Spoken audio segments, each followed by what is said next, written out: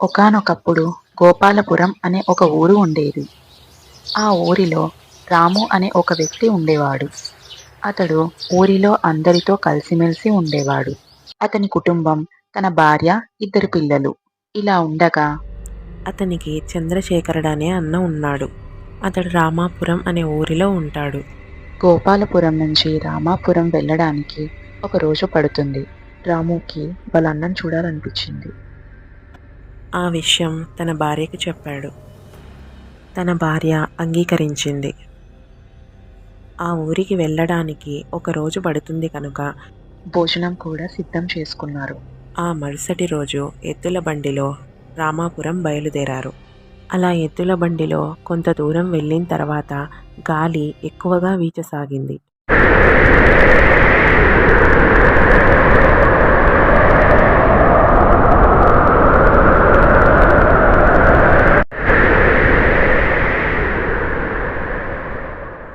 అలానే ముందుకు సాగారు.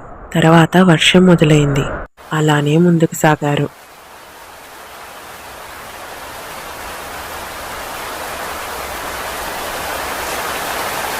దారంతా నిర్మానుష్యంగా ఉంది. ఎవ్వరూ కనిపించలేదు. వర్షం ఎక్కువ కావటం వల్ల ఒక చోట ఆపుదామనుకున్నారు.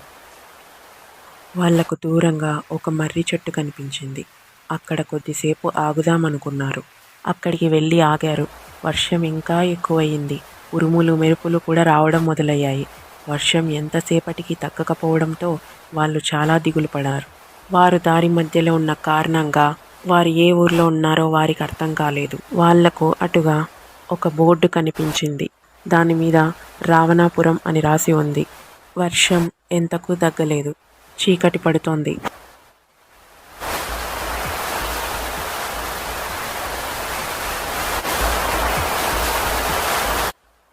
ఇంతలో ఒక మెరుపు వచ్చి ఆ మర్రి చెట్టు మీద పడింది.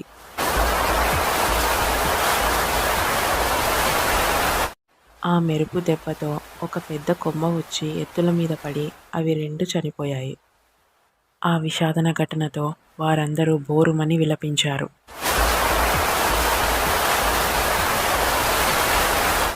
వర్షం ఎక్కువ కావడం వల్ల వాళ్ళు భయపడి అక్కడి నుంచి ఉరకసాగారు.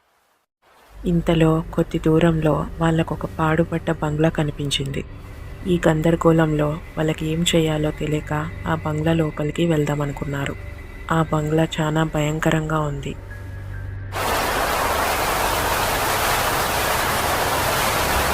ఆ బంగ్లా దగ్గరికి రాగానే తలుపులు అవంతటవే తెరుచుకున్నాయి.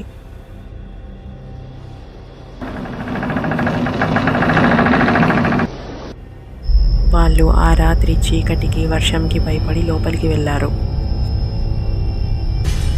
లోపలికి వెళ్ళగానే అంత చీకటిగా ఉంది. ఆ చీకటి గదిలో ఎవరు ఎక్కడా కనిపించలేదు. అందరూ విడిపోయారు. తరువాత వాళ్ళందరికీ ప్రతి గదిలోనూ వింత సంఘటనలు జరిగాయి.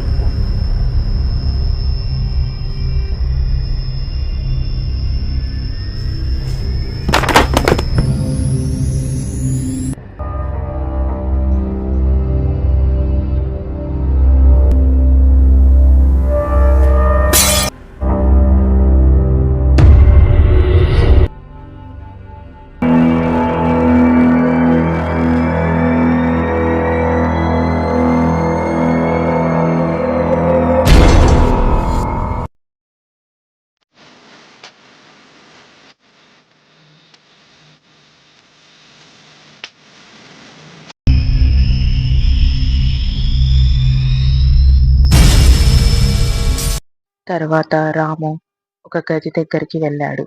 అక్కడికి వెళ్ళగానే తలుపులు అవంతటవే తెరుచుకున్నాయి. ఆ గది లోపలికి వెళ్ళాడు. ఆ గదిలోకి వెళ్ళగానే ఒక దయ్యం ఎదురుగా వచ్చింది.